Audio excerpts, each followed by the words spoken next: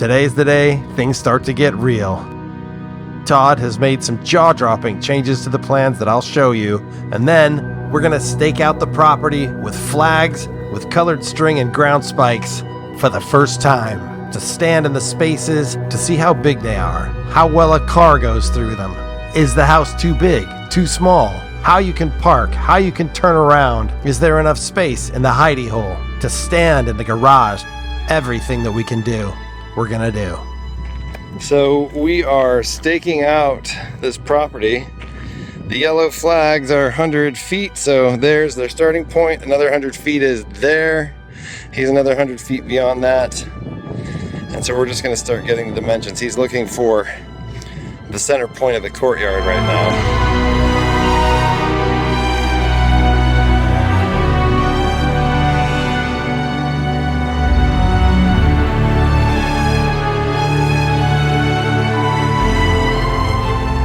But before I get to any of that, I have to show you a huge new element to this design. We're not even sure if we can afford to build it. It's pretty radical, and it takes everything we're working on here to a whole new level. Icing on an already incredible cake. See what you think.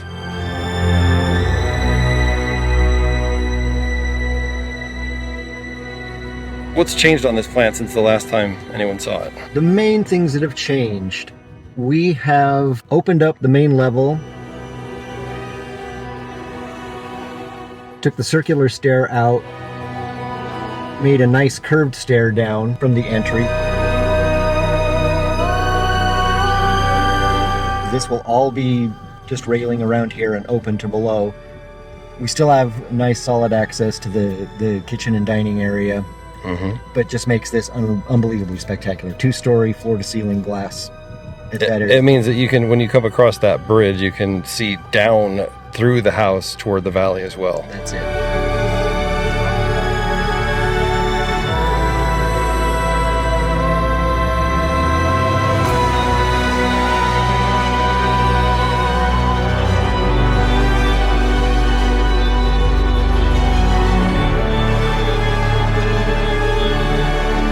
This mass element now is kind of more back with a vengeance and goes above the roof. The roof is the big thing that we're talking about here. We've added this roof going out. It's a big swooping roof. It looks sort of like a visor, if you can imagine a visor. It's sloping this way. Sloping down toward the valley. Down towards the valley as it comes around. The top of the high point here will be about 15 feet from the courtyard / main floor elevation. On this side, 25 feet. But you're also, you've also excavated out a story. It frames the views you already have. Underneath this roof on that section, right? That section and this section, the slope of the hill is going down away from you that way. It will very much frame those views. And awesome. Really spectacular. Uplit at night and maybe some reflecting water.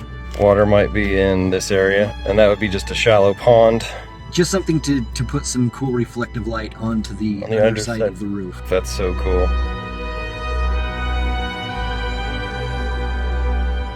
I think since people last saw this has changed. This is flipped sides.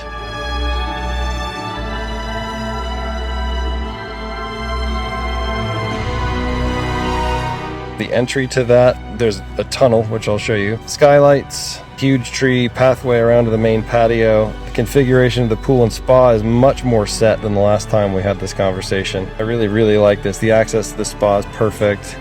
Big patio on this side of the house now with stairs that drop down to 2 different levels. So this would be a huge, probably sitting area, fireplace, and lots more that we haven't even covered here. I'm really excited about it right now. I'm really excited about the new roof. There are some realities of cost involved that are going to have to be faced and dealt with. Yeah. But it's scary. We'll burn that bridge after we cross it.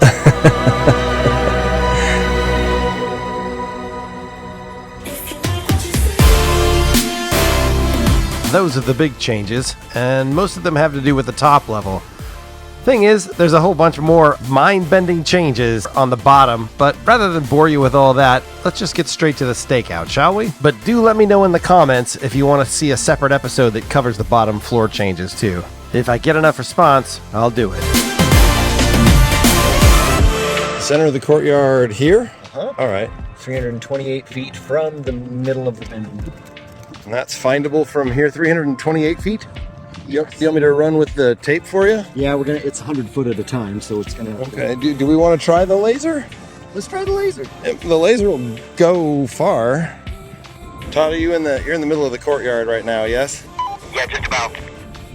Awesome. I've got some string here and some stakes that we can kind of wind around. If you want to stake out a semicircle with just the flags, then we'll pull them. I'll bring the stakes over. We can pull them and then run string if you want. Yeah, perfect. So this is the whole kit. We've got a bunch of ground nails, 10-inch ground nails that we'll bang in with the sledge there.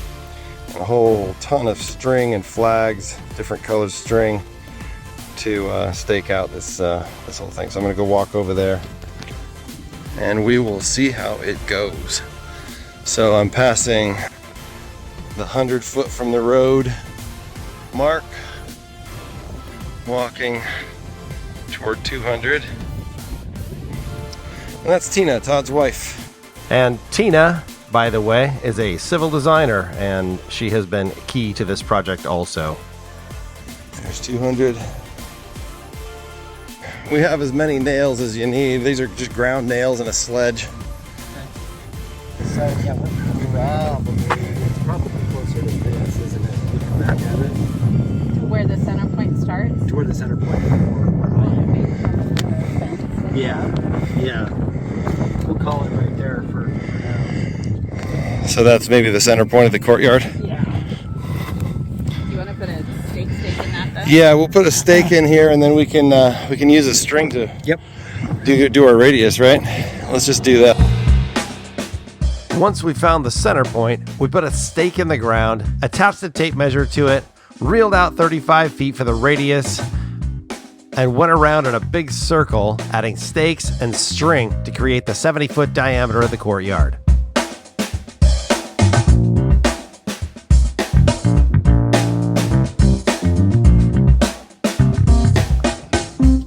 Look at this. Once we got the center point and the circle in, Todd wanted to get a bead on just how accurate we were on this layout. So I got the drone out and flew it right over that center point. You can see I made these colors very extreme and then overlaid the plans at each level of the drone as we went higher and higher. Right about here, you can tell we're a little bit off. The plan is rotated a little bit counterclockwise more than we thought that it might be. I just took the liberty of correcting it at the final level because it was bugging me. Once I got that done though, I put a couple more FJs in the spaces where it's critical we know how wide they are for vehicles that are passing through, or if you have to park, or do a big U-turn in the driveway, or whatever it is. And this is what it looks like. Oh yeah, you might be asking, what's an FJ? It's this. This is an FJ. Next on the agenda was to lay out the front side of the garage. You know, the road side. Except I didn't know Todd was talking about the road side of the garage. I thought he was talking about the courtyard side of the garage. Like an idiot. Main floor elevation? Floor/courtyard elevation. So starting about there, we dig into the hill. Correct. And is that what the tape laying there is to indicate right there is where the dig starts? That's your facing your garage. Oh, that's the face of the garage. Got it. This was basically me worrying needlessly about the placement of the garage in relation to the leach field, which of course we cannot impinge upon for code reasons. Look how confused he is. Sorry, Todd. Yeah. That's what I mean. This distance is what? That corner, that far flag is the storage garage. This is the garage. So right here is going to be the corner. Right. I don't think county will allow us to have the leach field underneath the driveway. The whole thing, yeah, has to go that way. Let's see, where are the holes? The holes are... The leach field holes? Oh man, was I wrong. I learned my lesson though.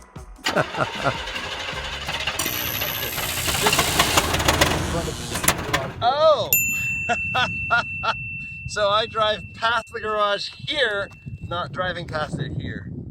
Correct, yeah. Got it. Yeah, the garage.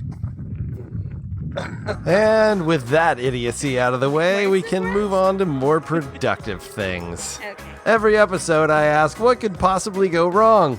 Apparently, a lot. Perfect. Okay, well then, disregard all of that.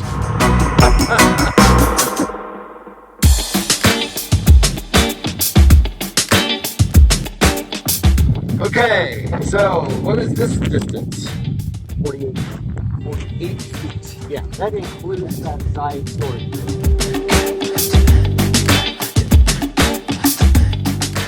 We're getting to this point, and then this is where the stairs go up to the eclipse patio.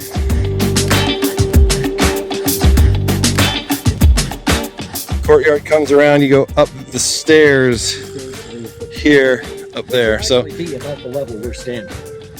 oh, well that's true because the courtyard's going to be dug way down. And this is 10 feet down, 8 feet down? Top of wall is going to be about 8 to 10 feet. Okay. Well, by the look of it, this whole knob is going, except, well, then the house, right? Yes, but the house, remember posting this Right. with that's about the curve down. You see what I can see, 'cause I don't need the mystery.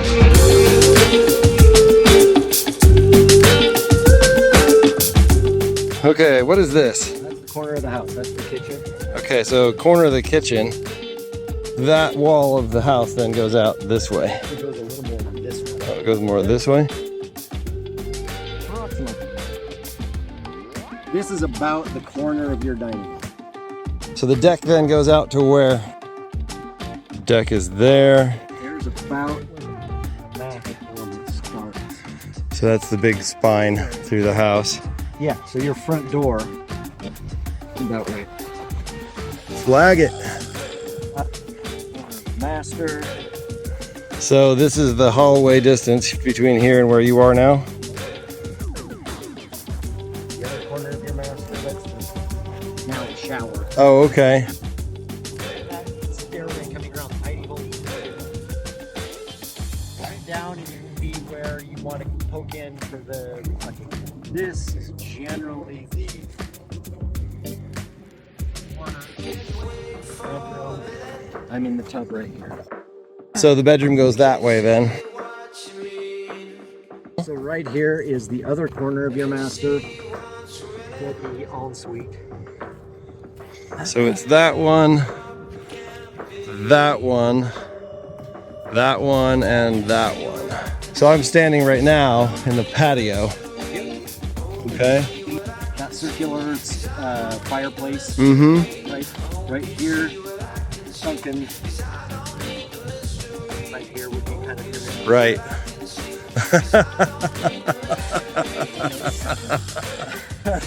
party patio right here. This is the main party patio underneath the master here. Yeah, your barbecue right here. The down wall stairway is coming around this way. About, I mean, we've kind of curved around, so Yeah. this is inside the alfresco shower. Okay. There, kind of the corner. So we put the bed in there. Kind of right in there. So you're in the hidey hole now, yes? Yes. Oh, I'm in the tunnel to the hidey hole. How wide is this corridor? 6 feet? I think I've made it 8 feet. So if this is the tunnel entrance to the hidey hole, and we walk through here, Right above us will be the ground level skylights basically. Yep. I'll slope those skylights around this way until we get back to about right there-ish, which is the bathroom. If we go kind of this way and to all of this, will be that private patio. Right as you come in, you're facing the big boulder. The big stone. There's the bed. Over to the left where you're standing is the cabinets, the desk, Okay, and the skylight's coming in that way. I gotcha. That way you're never getting any direct light, but you're always flooded. That's awesome. For the private patio, It's sort of a meandering until you get to the alfresco shower. got it. So let's go back over to the main house then. And walking around the alfresco shower, clowns to the left of you, jokers to the right. The patio just sort of tries to mimic the toe of the slope as best we can. The mass element comes from that green flag to the right of the two yellow ones, which is our front door. Yeah. Comes down to about here and then does its big circular walking down the stairs till you get to the bottom level, about right there. Yeah. So this is the end of the J slash end of the stairs coming down to the main level or to the lower level.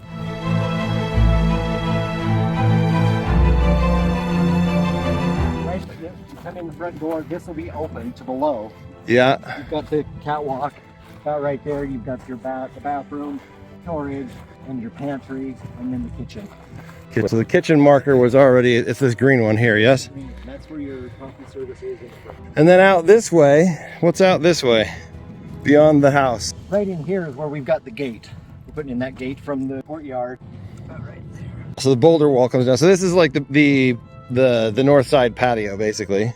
Yeah. About right. And here we've got steps up onto the deck. Steps up, back into the main house, yes. Now we're at the fire pit area. Okay. So this is kind of the center of the pool, center of the hot tub, and then the center of the fire. This helps a lot. Yeah, it makes me feel good about where we have the house placed. Views are in the right place. I think if we're able to afford the roof, that it works as it was designed. I think that's super cool. Well, all this space is actually left over here because of the moving of the hidey hole. What does it become? Nothing? It could be another place to put just another little patio surrounded by some cool landscaping. I'll have to rename the place Patio Henge. Yeah, this is actually, this amount of space here is kind of a surprise to me. It is for me as well. That's why I'm wondering if we'll hold it a little bit, maybe. And it might very well be that we're off a bit, maybe, but that's totally okay because our goal here was never really perfection anyway. We just wanted to get a good sense of the spaces. So hopefully this has helped you guys visualize this place a lot better and what the plans look like now. There's been a lot of change since episode 2, that's for sure. I got the drone up in the air again, but this time it was to hover over the whole property and drive it a couple of times in the FJ to try and see how a big car like this fits through the front gate or the driveway or the corridor alongside the garage and how it turns in the courtyard. That's kind of a lot for this episode though, so if you want to see this, let me know in the comments below and I'll make an episode that includes the bottom level too. I feel like this part of the property all feels pretty okay. We get over into the ADU section over here. Feels a little tight. Maybe we don't make humongous ADUs. I'm not sure that's a super indication. I think the road actually probably comes way over here and gives plenty of space out there. If I'm honest, the length of this driveway is a lot shorter than I expected it to be. On paper, it feels like it's absolutely vast. In practice, looking back this way, it's not super vast. I mean, there's plenty of room. As I walk, it feels bigger than in the FJ, that is for sure. The carport all feels very big to me, which I quite like. Where it starts to get tight is maybe out this way. It seems like it starts to get a little narrower in the corridor going past the garage. It's 16 feet wide on the plans, but in a big FJ that's 6 feet wide or something like that, it felt pretty tight. But the biggest question mark for me is in the courtyard. It's actually okay once you get in there, you sort of go a little bit left, and then you swing around like you would in any street circle. But then as you come back around with the garage on the left, To get back into the corridor and back out into the driveway, you have to make a really, really hard left. So I think we're going to take a look at that design and see if we can make something a little smoother. Oh my God, you guys, I'm so excited about the next episode. You guys are going to love it. This is a 3D model that we got just after this episode was produced. And I want to show you some of these spaces in 3D with lighting and textures on them, how it looks as of right now, complete with this incredible, spectacular, gigantic roof system. It's going to be awesome. And if you thought that I forgot about the little contest from the last episode about where the name came from, I didn't. We have a winner. Her name is Holly Weiland, and her correct guess was A Clockwork Orange, directed by Stanley Kubrick. Congratulations, Holly, on knowing one of maybe the greatest movies of all time. In that same vein, somebody actually sent me a DM the other day saying that I looked like a particular bald celebrity. So that got me thinking, what bald celebrity do you guys think I most look like? Drop me a comment below, and I'll give my favorite answer a shout out in the next episode. And as long as we're talking about comments, drop me a note below if you have some thoughts about the size of the house, the layout, whether or not this episode helped you visualize what we're trying to accomplish here better than ever before. I hope it did. I'm still learning, and we've got a long way to go on this build. I'm so glad to have you guys along. Stick around. It's only going to get crazier from here. I'd love to hear from you guys on what content you'd like to see out of this channel so that I can make stuff that's more relevant to you. Use those comments and tell me what you want to see. Don't forget to subscribe to the channel and like these videos. It really does help me. But for now, this is Building the Moon House, and I'll catch you later.